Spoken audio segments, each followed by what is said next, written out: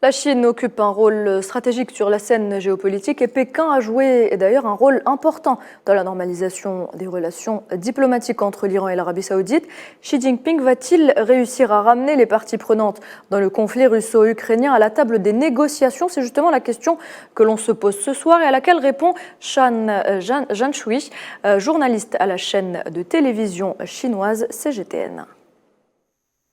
Alors, l'accord entre l'Arabie saoudite et l'Iran, négocié par la Chine sur le rétablissement des relations diplomatiques, a renforcé la crédibilité de la Chine en tant que pays sincère, mettant en avant une politique étrangère axée sur le dialogue et la réconciliation comme les principaux outils.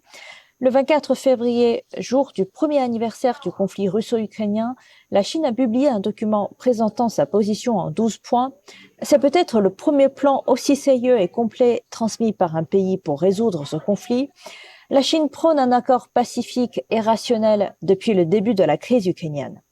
Le président chinois Xi Jinping effectue une visite d'État en Russie du 20 au 22 mars à l'invitation de son homologue russe Vladimir Poutine.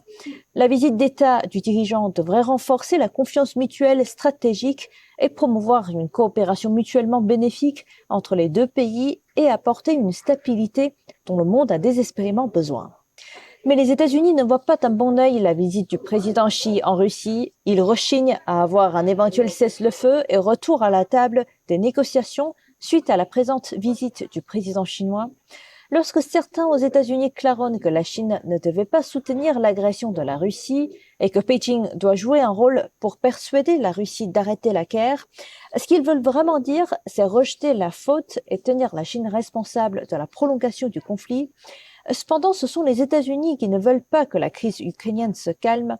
En effet, la clé pour résoudre la crise n'est pas entre les mains de la Chine, mais entre celles des États-Unis et de l'Occident. S'ils veulent vraiment que la Chine joue un rôle constructif, les États-Unis et l'Occident devraient soutenir les efforts de la Chine et travailler avec la Chine.